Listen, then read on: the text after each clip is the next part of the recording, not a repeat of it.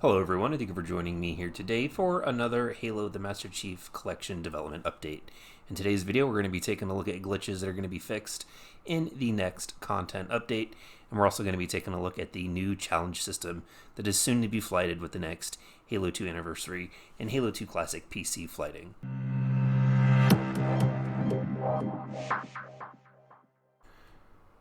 Now, the following information can be found over at halowaypoint.com. I will put the link in the description in case you guys are interested, as I'm only pulling out what I feel are the most important parts.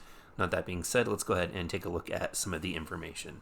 Now, a lot of key bugs and glitches that have been fixed, and some of them were unique issues which the community brought to 343's attention during flighting. They are fixed and ready to go live with the next content update. For the Master Chief Collection, just in general, the title could soft lock on the post-game loading screens after leaving mid-match. Sometimes controller vibrations continue after pausing the game, which I've experienced. All players receive an error message if launching into a multiplayer match takes too long, and I've had that. And the quit penalties are not being applied to users leaving matches. I don't know how true that is. Anytime that I've ever left a match due to the loss of teammates, whether that's through network problems or them quitting on their own, I still always seem to get hit with a quit penalty. I've talked about this in a previous video. I think they just need to remove the quit penalty, at least for the social matchmaking. Keep it in the ranked playlist, of course, but just take it out of social. There's no reason to have it there. Glitches that were fixed with Halo Combat Evolved, or are going to be fixed, is a crash due to an Unreal Engine fatal error.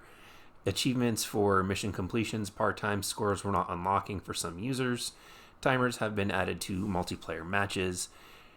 Charge audio plays when rapid firing the plasma pistol. I've experienced that, so it's nice to see that they fixed that. Classic multiplayer uses remastered campaign audio. Voice-over echoes seems to be distant in the Pillar of Autumn cutscenes. Player's name placement is lower than in Halo Legacy Combat Evolved with split screen. Resting bullet cases flicker on the ground. Headless Spartan model appears in the cryo chamber in 4K on the Pillar of Autumn. Activating a terminal does not take the user to the terminal video. Spartan model's hands look to be lower quality during idle animation.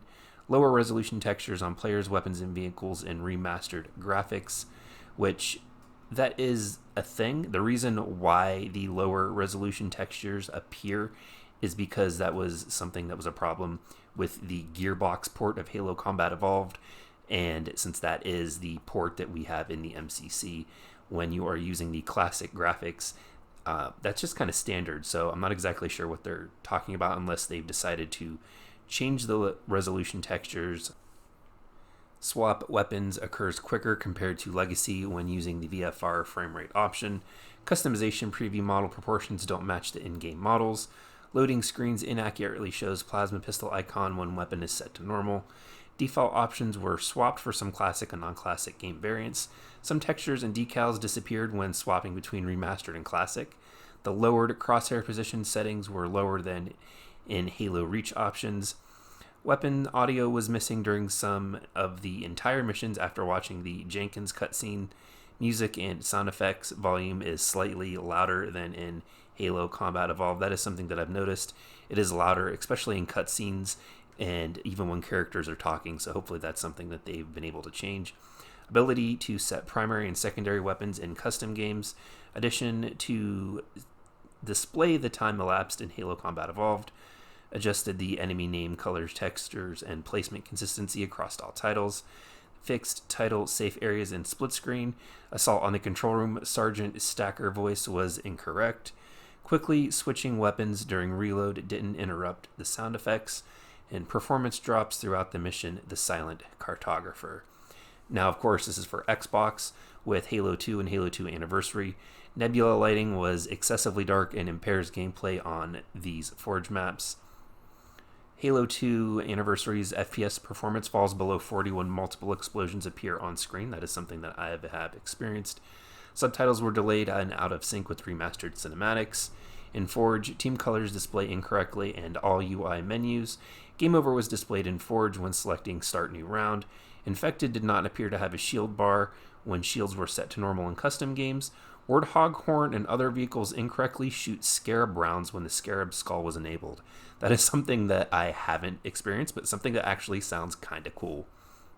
Players were not aware with multi-kill medals when the criteria was met. Shade turrets kills shows up as plasma turret kills. Playlist progression was not correctly awarded to co-op players. Sword equip sounds didn't always play. Corrupted textures on tunneling and ceilings on outskirts. There's also been something that has pretty much existed in Halo 2 Anniversary since its release, and that is during multiplayer when firing the battle rifle. Sometimes the reload sound doesn't always play when reloading your gun. That's something that they haven't had listed here. Hopefully that ends up getting fixed with audio bugs. But yeah, that's something that I've noticed for, the last 6 years now that this game's been out. And when it comes to other Halo titles, Halo Reach, there was a texture between the fog and the mountains in the intro cinematic. Halo 4, water missing ripples VFX when driving throughout Halo 4. And with Halo ODST, visor UI elements did not appear upscaled for 4K. Now moving on, we're going to go ahead and move into the playlist updates. The article continues.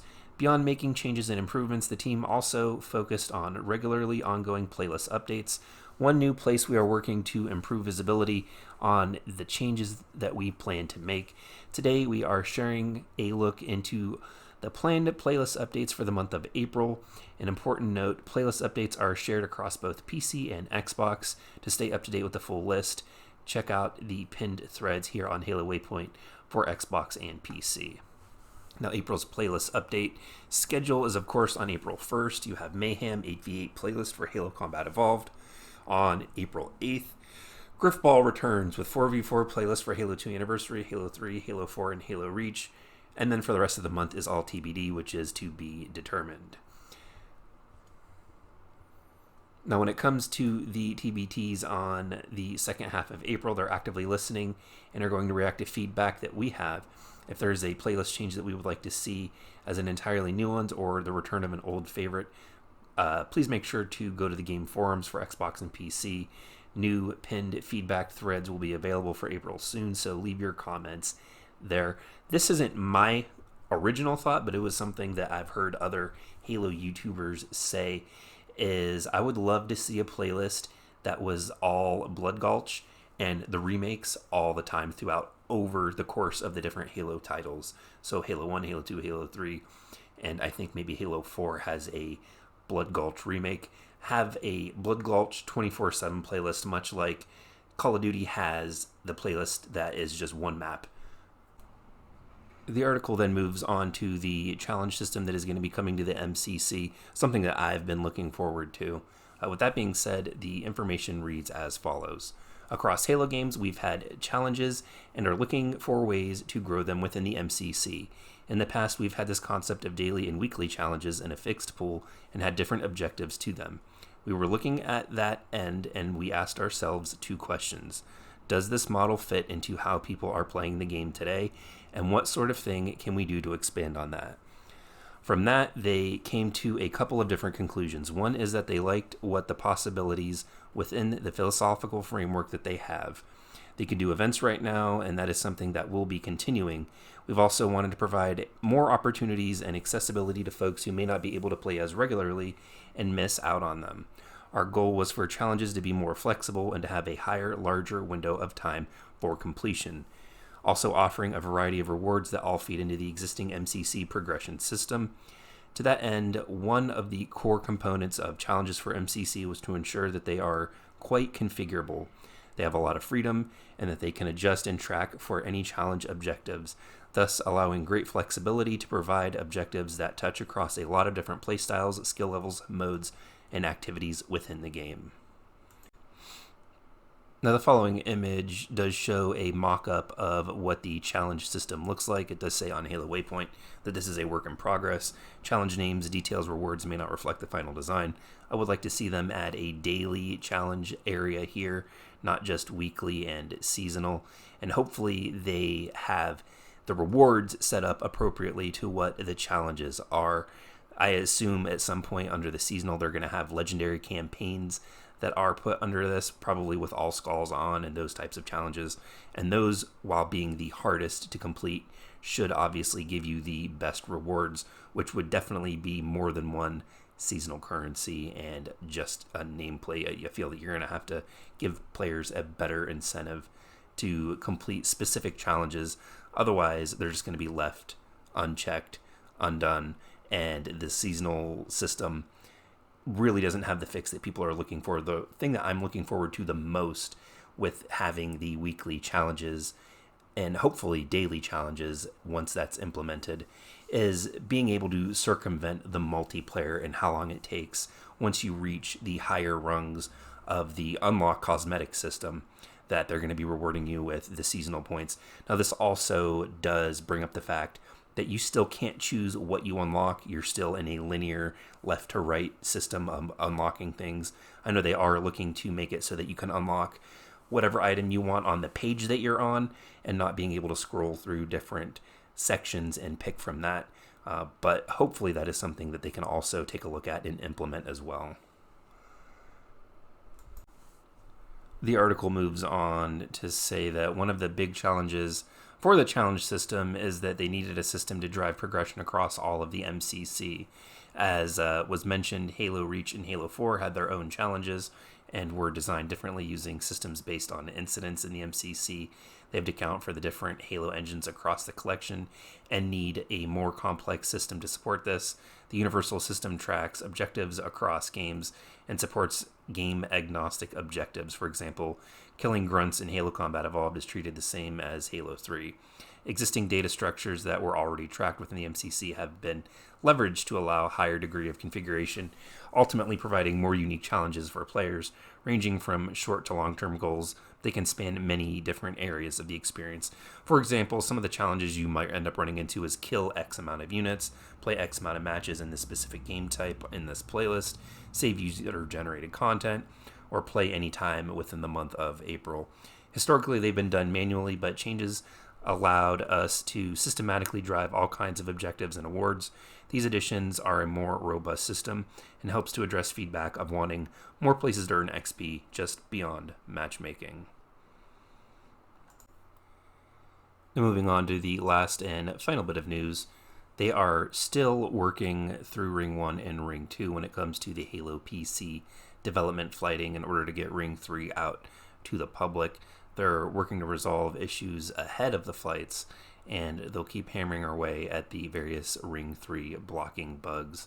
And of course, we will all get updates when the public flighting begins. But as always, don't forget, in order to be part of the conversation and have your voice heard, hit that subscribe button and leave me a comment in the section down below. If you're new around here, go ahead and check out some of my previous videos. I upload content weekly. And if you guys enjoyed the video, please go ahead and give it a thumbs up, as it does help out my channel and the video. But until next time, everyone, thank you all for joining me here today, and I'll see all of you in the next video.